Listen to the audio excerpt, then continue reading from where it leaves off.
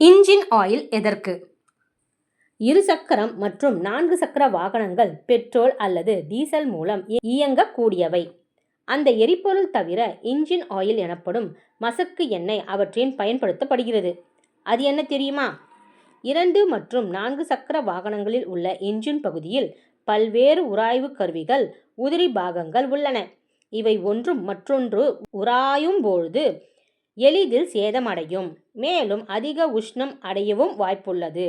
எனவே இன்ஜினில் உள்ள பாகங்கள் உரசி தேய்மானம் அடையாமல் தடுக்கவும், அவை உரசும் பொழுது ஏற்படும் உஷ்ணத்தை தடுக்கவும் இந்த இன்ஜின் ஆயில் எனப்படும் மசக்கு எண்ணெய்கள் பயன்படுத்தப்படுகின்றன.